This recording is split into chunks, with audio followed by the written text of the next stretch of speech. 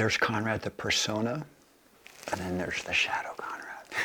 And somewhere in the middle, there's Conrad. I think we're all in the process of trying to figure out who we are and what we are. Hello, how's it going? My name is Conrad Anker, and I am a mountain climber.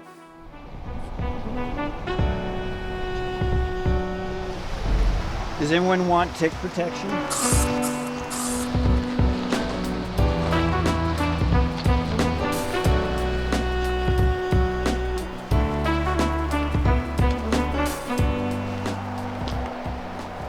My community is climbing, and then that's based on that language of belaying and that you experience getting up on a cliff and how it changes the mind. The beauty of when we get out climbing is that it's changing the paradigm of how humans communicate with other humans. And climbing, at its fundamental basis, is about a shared goal that is an intrinsic reward. And when you climb or you're outdoors, because you know you can lose your life and you have to trust your life to another person, that level of competition is taken away, and then you support that other person.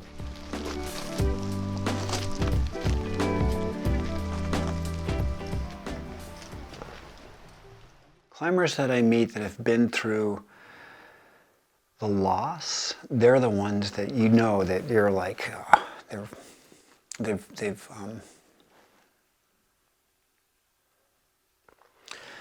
the ones that you have become the friendship and close with, and that is why climbing is so special, and it's become this a thought leader and a business leader coming from climbing. But it's because we die, and that cost makes it so real.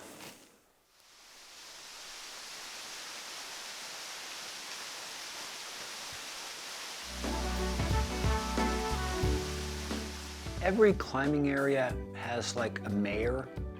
How the bolts go in, the spacing, all that is that is a big part of my community here. The fact that we can come out here and we've got a barrel full of bolts and ropes hanging, and we're like new rooting at this level is really good. Yeah, I mean that's a rare thing, and it's a minimal. I mean it's a scarce commodity. So.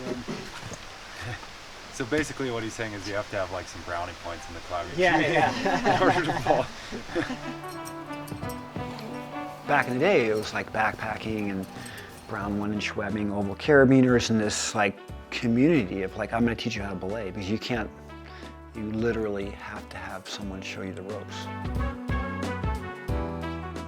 I was mentored, starting with my dad's buddies and my dad. Climbing is like a cool way to experience empathy, I think, because, you know, the thing is, like, we could be so different, but if we climb together, you know, it's like we're doing the same thing, and, you know, it's all good. As we mentioned, if you speak belay, you go to a climbing gym or some crag, and you're like, oh, I've got a friend, and you've got this language of trust that's right there. Get scrunchy and it's buckets above you. So you're gonna get up there and you'll be like, this one automatic locks, this one screw gate lock. And there's big Beeftron bolts up there. Beeftron. They're gonna go nowhere in our lifetime. Thanks for checking. I like to hear that kind of stuff. It means we're a team.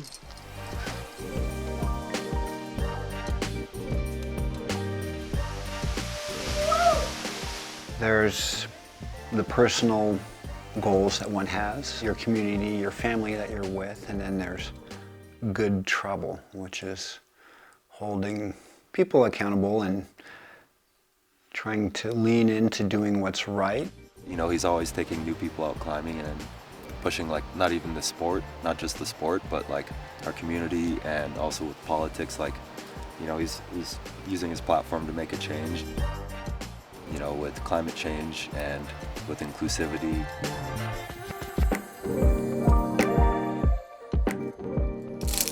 You know, if you were to write your own resume, something that you wanted someone who had never heard of you to know about you, what would it say? What would that look like?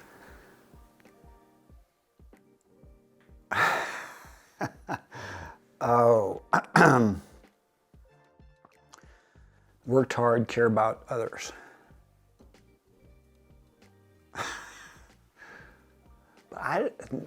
What am I going to tell you? I just went up Everest and all that other stuff. Those are just things.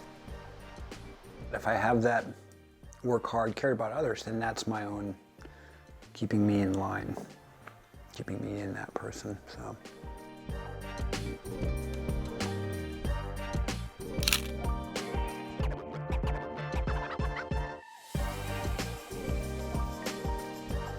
Heart, mind, soul. That's the heart, mind, soul wall.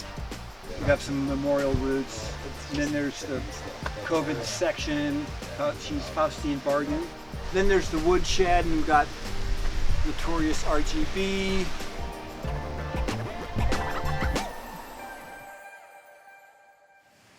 What comes after retirement, though? We'll call that the cemetery. You've now named that.